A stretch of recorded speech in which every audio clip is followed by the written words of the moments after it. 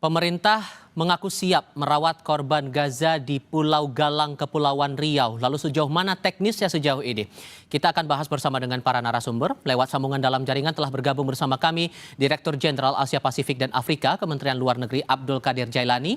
Sementara di studio Kompas TV sudah bergabung pula bersama kami pengamat geopolitik Timur Tengah Smith Al-Hadar. Assalamualaikum Bapak-Bapak sekalian, selamat malam. Waalaikumsalam, selamat malam. Terima kasih semua sudah bergabung bersama kami dalam diskusi kali ini. Saya pastikan lagi Pak Dirjen, suara saya terdengar jelas ya Pak? Terdengar dengan jelas, Mas. Terima kasih sudah mau bergabung bersama kami. Asumsinya Pak Dirjen begini, kalau sudah muncul ada wacana, berarti kan sudah mulai ada teknis kasar lah yang telah dipikirkan oleh pemerintah untuk rencana mengobati warga Gaza ke Indonesia, dibawa ke Indonesia, dan ada keyakinan mereka bisa dipulangkan. Sejauh ini teknisnya gimana Pak? Mas, kalau boleh saya ingin mengawali dengan menekankan kembali bahwa saat ini yang terjadi di Gaza adalah bencana kemanusiaan yang terjadi akibat terus berlanjutnya aksi genosida, di mana Israel terus melakukan blokade terhadap Gaza sehingga situasi di sana semakin buruk. Oleh karenanya, Dirjen WHO kemarin telah membuat pernyataan secara tegas yang menegaskan bahwa saat ini terdapat lebih dari 14.800 pasien di Gaza yang memerlukan perawatan medis spesialis darurat. 14.800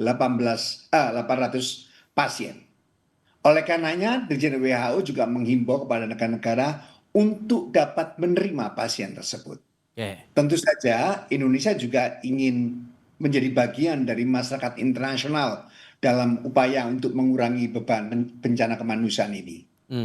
Dalam kaitan ini, saya ingin juga menyampaikan bahwa posisi Indonesia tetap konsisten bahwa kita menolak segala upaya untuk mengusir atau memindahkan secara paksa penduduk Gaza. Karena hal ini jelas bertentangan dengan hukum humaniter internasional. Pada saat yang sama, saat ini kita dihadapkan pada situasi darurat kemanusiaan yang sangat menyedihkan, di mana banyak warga Gaza, terutama anak-anak yang terluka dan sama sekali tidak memiliki akses untuk memperoleh perawatan kesehatan. Hubungan dengan hal ini, Presiden Prabowo telah menyampaikan bahwa Indonesia dengan pertimbangan kemanusiaan siap menampung warga Gaza yang memang memerlukan evakuasi medis darurat apabila terdapat permintaan dari negara kawasan dan otoritas Palestina. Kita tentunya saat ini sedang mempersiapkan alternatif lokasi. Rencana itu salah satunya termasuk Pulau Galang. Tentu saja kita akan melihat teknis pelaksanaan rencana tersebut, termasuk koordinasi dan dukungan dari negara-negara kawasan serta otoritas Palestina. Sehingga sejauh ini karena wacananya sudah keluar Pak, kalau dihitung pakai persentase seberapa matang sebetulnya wacana ini? Karena ada pandangan begini, saya kutip dari Harian Kompas terbitan hari ini, Guru Besar Bidang Geopolitik Timur Tengah dari UGM, Siti Mutia Setiawati menilai bahwa wacana semacam ini sebetulnya tidak bisa mendadak, tidak bisa terburu-buru. Jadi seberapa matang rencana untuk membawa warga Gaza ke Indonesia untuk berobat dan memastikan mereka bisa pulang tuh apakah sudah matang? Seperti yang saya sampaikan tadi, bahwa pernyataan yang kita sampaikan adalah pernyataan tentang kesiapan Indonesia dan komitmen pemerintah Indonesia untuk ikut serta bersama masyarakat internasional dalam mengatasi bencana kemanusiaan. Tadi dikatakan bahwa Pak Menteri Luar Negeri kemarin secara khusus mengatakan kita tentunya harus melihat berbagai aspek teknis pelaksanaan rencana tersebut karena merupakan hal ini yang paling fundamental. Untuk itu saat ini pemerintah juga terus melakukan komunikasi dengan semua pemangku kepentingan, terutama otoritas Palestina. Tidak hanya itu, kita juga perlu terus memperkuat langkah-langkah diplomasi guna menghentikan terus berlanjutnya kekerasan dan blokade Israel terhadap bantuan kemanusiaan untuk Gaza, karena hal ini merupakan akar persoalan. Di samping itu, pemerintah Indonesia juga berkomunikasi dengan semua negara yang memiliki komitmen yang sama untuk menjajaki semua bentuk bantuan kemanusiaan yang dapat kita berikan, termasuk kemungkinan melakukan evakuasi medis. untuk 1.000 warga Gaza.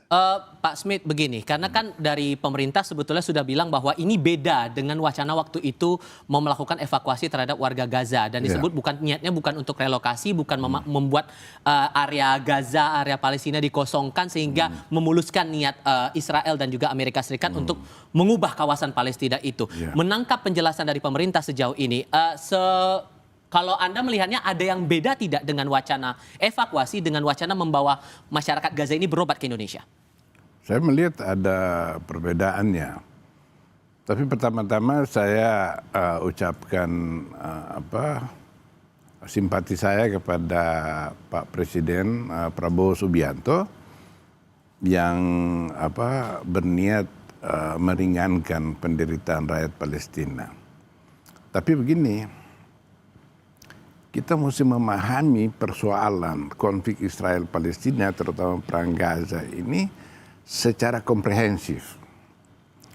Apabila kita menyetujui mendatangkan 2.000 warga Palestina yang terluka untuk diobati, apakah itu akan membantu Palestina atau sebaliknya? Kalau menurut Anda? Menurut saya justru kalau kita melakukan itu kita komplisit, kita terlibat di dalam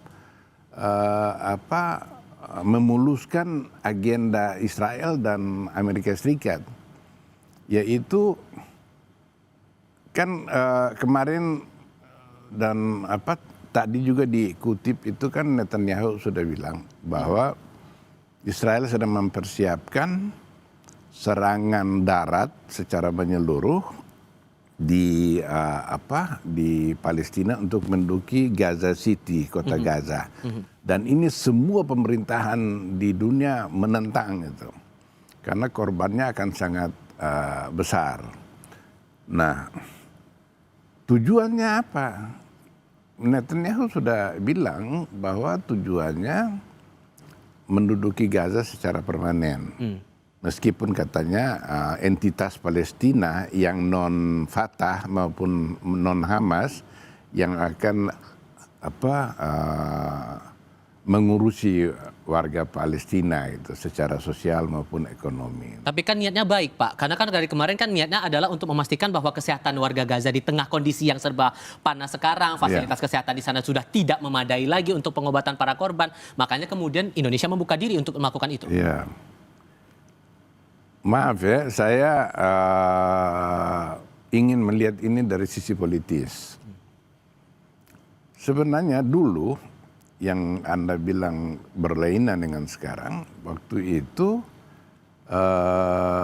sebelum Prabowo melakukan lawatan ke negara-negara Arab di Timur Tengah, dengan maksud salah satunya yang beliau katakan dalam konferensi pers di Halim Perdana Kusuma bahwa dia ke Timur Tengah ini untuk meminta izin dari negara-negara di kawasan,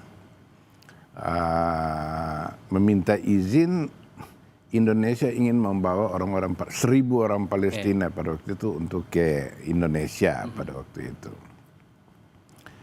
Nah, ketika Prabowo menyatakan itu, beberapa hari sebelumnya Trump sudah mengeluarkan kebijakan tarif yang menetapkan Indonesia kena tarif itu 32%. Ini betul-betul akan memukul hubungan dagang kita dengan Indonesia karena kita surplus dalam perdagangan yang Amerika Serikat 35 miliar dolar. Oke, sorry. Sehingga poinnya adalah ini kecenderungannya kemana kalau begitu Anda membacanya? Sehingga saya melihat bahwa niat Prabowo untuk mendatangkan warga Palestina ke Indonesia adalah semacam meningkatkan political leverage, pengungkit politik untuk membujuk Trump menyelesaikan sisa permasalahan ekonomi Indonesia dan Amerika Serikat. Okay. Karena itu yang berita beberapa waktu lalu tentang sudah tercapai kesepakatan yang Indonesia dikenai 19% kesepakatan. Itu ternyata detailnya belum banyak yang kita ketahui. Dan ternyata banyak yang poin-poin perjanjian itu yang sangat merugikan. Benarkah kemudian arahnya terkait dengan hal itu, Pak Dirjen? Saya ingin menegaskan sekali lagi bahwa pelaksanaan politik luar negeri Indonesia selalu berlandaskan politik bebas aktif, di mana kita selalu melihat pada prinsip dan kepentingan nasional. Begitu juga halnya dalam kaitan ini, kita tidak, yang pasti semua sikap dan upaya kita tidak ditentukan oleh negara lain. Itu yang pertama. Kemudian yang kedua, kita sepenuhnya sepakat bahwa kita perlu memahami konflik ini secara komprehensif dan pemerintah selalu melihat langkah dan kebijakannya dari perspektif tersebut. Kita mengetahui bahwa berbagai negara di kawasan telah melakukan langkah untuk merawat penduduk Gaza. Bahkan beberapa waktu yang lalu Indonesia bersama Uni Emirat Arab telah mengirimkan tenaga medisnya ke floating hospital dan termasuk juga ke Rafah. Dan dengan demikian langkah ini bukan merupakan langkah yang baru. Bahkan tadi saya katakan Dirjen WHO telah meminta bantuan kepada berbagai negara untuk ikut serta melakukan perawatan terhadap 14.800 pasien yang ada di Gaza. Kita sepenuhnya sepakat dalam merumuskan kebijakan ini bahwa semua langkah kita harus sesuai dengan prinsip dan ketentuan hukum internasional. Hukum humaniter mengatakan memang kita melarang untuk adanya Pak Dirjen? Kita akan coba perbaiki komunikasi dengan Dirjen dan kita akan lanjutkan lagi diskusi termasuk soal peluang bisa dipulangkannya warga Gaza kalau kemudian mereka bisa dibawa ke Indonesia. Apakah kemungkinan itu masih ada atau justru kemungkinannya kecil? Kita diskusikan nanti ya Pak ya. Kita jeda sebentar, kami segera kembali.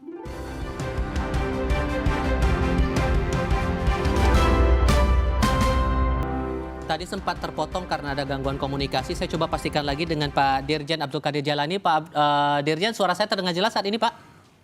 Sangat terjelas, bagus. Sekarang pertanyaannya, kalau kemudian ada optimisme dari pemerintah saat warga Gaza dibawa ke Indonesia untuk berobat, bisa kemudian dipulangkan kembali ke Palestina. Nah, sejauh ini tantangan apa yang dihadapi saat komunikasi dilakukan antara Indonesia dengan beberapa negara, entah itu Palestina atau negara-negara kawasan, untuk bisa memastikan warga Gaza yang nantinya rencananya bakal berobat ke Indonesia bisa pulang lagi ke tanah airnya? Seperti saya katakan tadi bahwa pada tahap ini Indonesia baru menyampaikan kesediaan dan komitmennya. Tentu hal ini harus didukung dan disetujui oleh semua negara kawasan dan dari otoritas Palestina dan semuanya dan semua pihak yang terkait. Ini kita sedang melakukan komunikasi. Pemerintah tentunya saat ini juga terus mempelajari rencana tersebut secara lebih dalam dan sehingga tantangan teknis operasional rencana tersebut dapat berjalan secara baik. Yang perlu digarisbawahi, Indonesia tidak akan bergerak sendiri tanpa dukungan dari Palestina maupun negara-negara di kawasan. Jadi kita saat ini, Mas, kita perlu mengkaji lebih dalam semua modalitasnya dan memang faktor tentang mengenai kepulangan itu pemerintah sudah mengatakan sejak awal bahwa kita akan membawa mereka kemari untuk sementara waktu dan nanti kemudian tentunya apabila keadaan di Gaza telah memungkinkan untuk mereka akan kembali. Saya mengerti ini dalam pelaksanaannya tantangannya bagaimana memastikan hal ini dapat terlaksana secara baik. Itulah yang sedang kita pelajari untuk menjamin semua perencanaan dapat berjalan secara efektif. Ada yang mengusulkan begini Pak, karena kan akomodasi transportasi pasti akan jadi tantangan juga seandainya niat itu mau dijalankan begitu. Ada yang menyarankan bahwa mending tenaga kesehatan dibawa yang berdekatan langsung dengan kawasan Palestina atau kawasan Gaza, entah itu area perbatasan, sehingga untuk mengobati warga-warga Gaza itu pun juga nggak perlu akomodasi yang berat juga bagi mereka yang jadi korban untuk berobat ke sana. Skema itu terpikirkan juga tidak untuk Indonesia mengirimkan tenaga kesehatan ke sana? seperti saya katakan sebelumnya tadi itu bahwa beberapa waktu yang lalu, tepatnya tahun lalu, pemerintah Indonesia sudah mengirimkan, kita bekerja sama dengan Emirat Arab untuk mengirimkan tenaga medis untuk beroperasi di floating hospital di Al Aris, serta juga kita mengirim tenaga medis kita ke Rafah. Kita sudah bekerja sama dan hal itu sudah dilakukan. Untuk di masa mendatang tentu saja kita membuka segala kemungkinan karena fokus pemerintah Indonesia saat ini adalah bagaimana mengatasi dan mengurangi penderitaan rakyat Palestina. Oke, sehingga Pak Smith, ini kan jadi PR-nya adalah memastikan bahwa kalau jadi nih, kalau jadi kemungkinan ini memulangkan warga Palestinanya sekarang yang jadi PR, karena udah ada niat buat Israel mencaplok kawasan Palestina itu, bakal sulit nggak sih nanti? Atau apa yang bakal jadi PR besar yang bakal dihadapi nanti seandainya wacana ini jadi dijalankan? Iya, sangat sulit. Nah, saya minta maaf sebelumnya, saya mau nyatakan begini.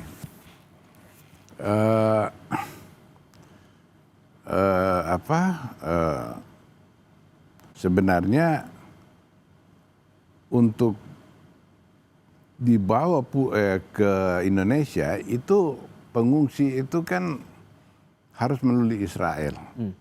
Tidak mungkin melalui tempat lain. Harus melalui Ben Gurion International Airport Nah, untuk itu Indonesia harus berhubungan dengan Israel. Tanpa itu kan Gaza ini sudah terkepung dari seluruh ini. Semut pun nggak bisa keluar dari Gaza tanpa persetujuan Israel. Nah, kalau Indonesia kemudian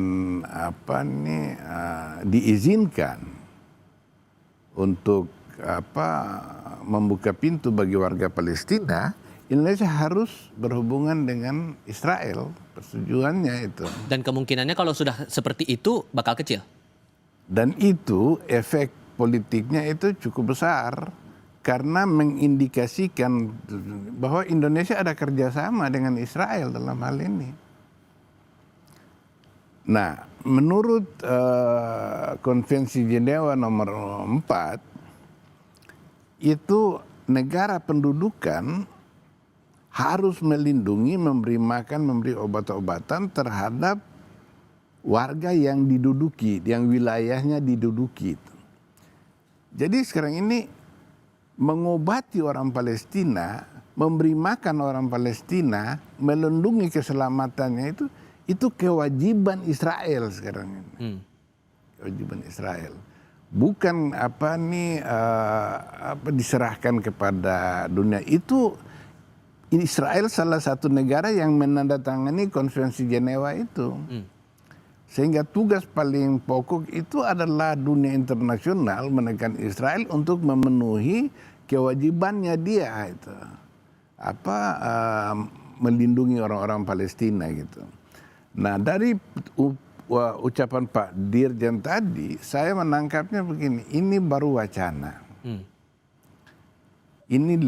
Dan mungkin wacana ini bertujuan melakukan konsolidasi di dalam negeri. Karena Palestina ini adalah isu yang paling banyak diperhatikan oleh rakyat Indonesia. Dan pemerintahan kita itu menghadapi banyak masalah, termasuk masalah ekonomi, utang luar negeri yang banyak, PHK di mana-mana, ini segala. Oke. Sehingga sehingga kalau Anda membaca ini yang memang kompleks urusannya, hal terbaik atau alternatif apa kalau memang semangatnya adalah semangat kemanusiaan?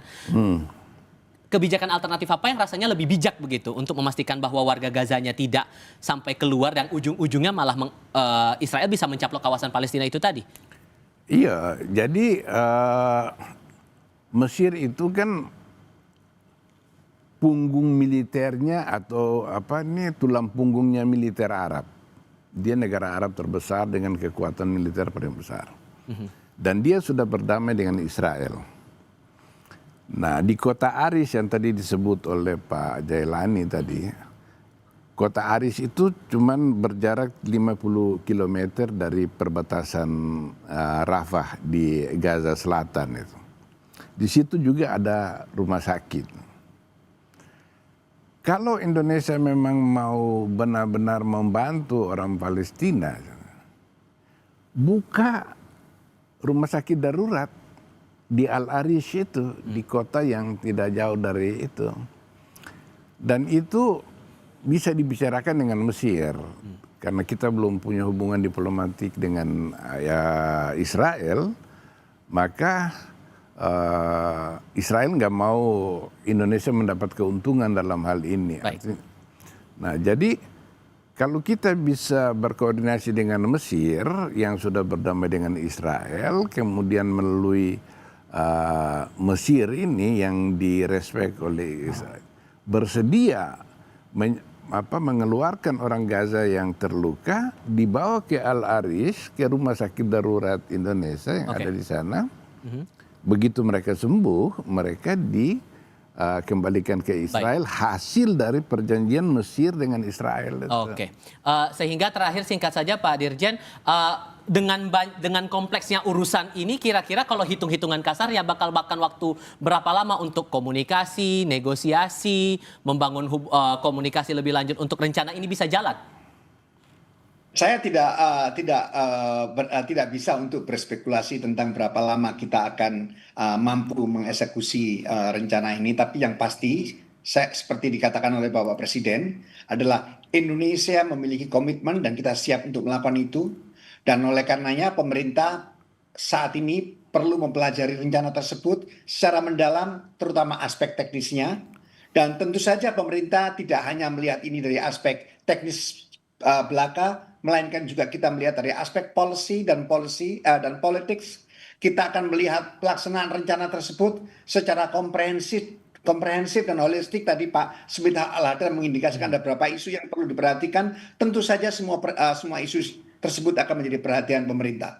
Mengenai ide untuk ikut serta mengirimkan tenaga medis ke Al-Arish, itu adalah suatu langkah yang tadi saya katakan itu sudah kita lakukan, dan kita sudah bahkan tidak hanya Al-Arish, kita juga sudah pernah mengirimkan ke tenaga medis kita untuk di Rafah. Terima kasih. Karena sekali lagi kalau udah urusan seperti ini, saya kutip dari pembukaan Undang-Undang Dasar 1945, penjajahan di atas dunia harus dihapuskan karena tidak sesuai dengan peri kemanusiaan dan peri keadilan. Pak Dirjen, Pak Smith, terima kasih banyak sudah mau berdiskusi dan berbagi pandangan bersama kami kali ini. Sehat selalu untuk Anda semuanya. Selamat malam.